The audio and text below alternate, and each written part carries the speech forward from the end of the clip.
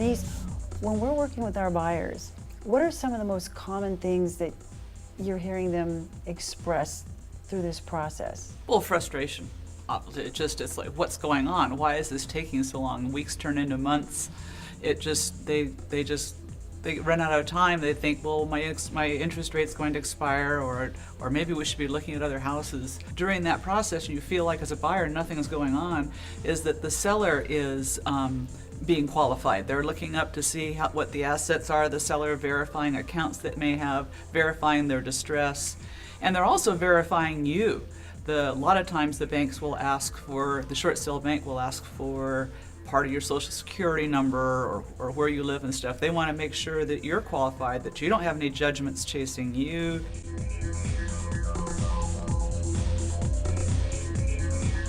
Arm's length means that if I'm the buyer, I'm not related to you, the agent, I'm not related to the seller.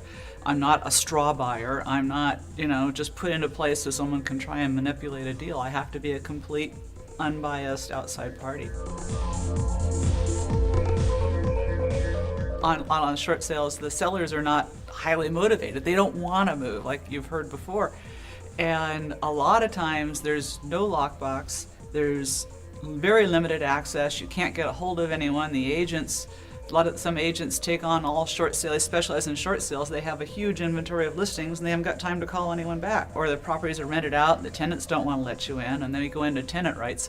So it's really hard to find a motivated short sale seller and try and line up properties to go show a buyer.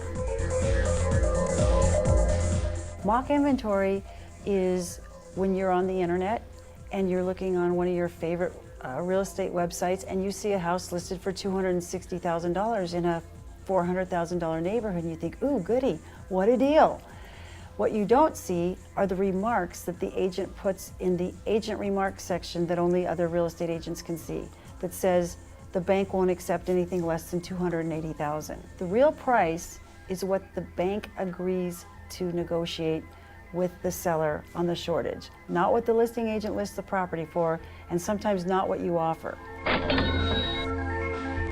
When a property is going through a short sale, the bank / investor is really the final decision maker. Even though the seller signs the contract, it's the investor that has the final say-so. The investors want their money back.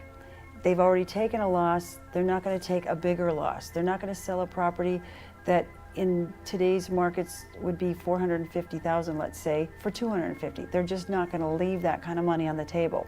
Yes, you will get a better price in some cases, but there's also compensating factors with the property. Some of the things are broken, the people have been in financial hardship, so things aren't in pristine condition. In a normal transaction, a buyer will do their home inspection and they'll say, well, the garbage disposal isn't working. It was working when I looked at the house. It's not working now. I want that to be fixed. Right. Well, in a short sale, the seller is really kind of hands are tied. Unless they happen to be, adept or inclined to do it, they can't do it. The short sale bank requires that the seller, if they've got a nickel to fix anything, that nickel they're entitled to. I was running the numbers, and out of 836 listings that are in pending status, 76% of them are short pays. I think people aren't looking as much right now. There's so much scare, going on. And this is an awesome time to be buying. From the 1 to 400,000 price point, I was running those numbers yesterday, and it was 937 listings. And again, 61% of that inventory is short sale inventory. So, and that's the hot market. Most of your escrows are, the price point is? I'm all over the map. It depends on the area. I think that I have my lowest escrow right now at $88,000 for little condo in Candy Country. Wow. And I've had my highest short sale deficiency. I think I had a $3 million house that sold at 1.9. $88,000 for a condo. That's what mobile homes used to sell for. Exactly. It was offered to the tenant per purchase, and she didn't know if she wanted to buy it. Wow. And when you figure out the payment structure on that, that's $600 a month. Why wouldn't you buy it? Because anywhere in town you rent is going to cost you $1,200. So she's basically dropping her rent by half by buying the property. Exactly. So basically, if you can afford to buy now, Buy. Buying Get is out the there time. and buy. Yeah. Buying is the time. It's now. Yeah. There's a lot of great bargains out there. It's amazing some deals that buyers can get. Interest rates are historically low and just seem to keep holding or go down a little bit more. You can get closing costs paid, and if you can get in with an FHA loan and have 3.5% down and get 3% on your closing costs, that is just an amazing deal. Statistically, with what you're running through, what would you say the number of FHA buyers is? Probably 95 to 98%. Okay, Yeah, huge. it's huge. Most of the loans, FHA, because it's only 3.5% down payment. So it's affordable for people that are first-time home buyers, or even elderly people that don't have a home right now. Any class of people, actually. You know, put down 3.5%. That's a pretty good deal. What would be a good thing for a buyer to know as they're getting ready to go into this process? They have to be able to commit the time. We have to know that, you know, people are expecting to be able to close like in a traditional sale within 30 to 45 days, and that's just not the case. That's not going to happen. I don't think we're going to close anything less than 60, and more like 120 days.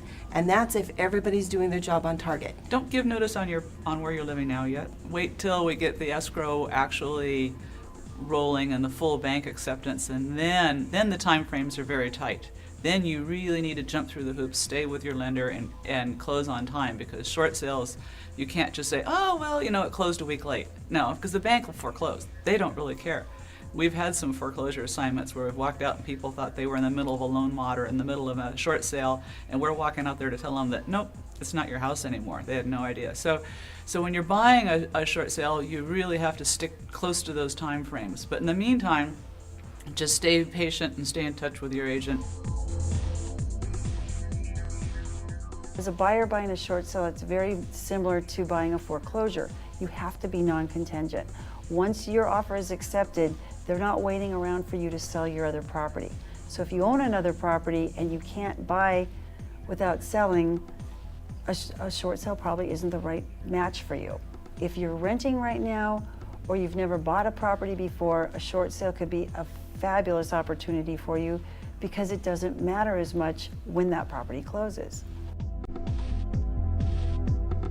One of the first and most important aspects you need to know about this process is you must have patience. This is a very complicated process. It's unlike anything ever we've done before. We had short sales back in the 90s, but the game was completely different.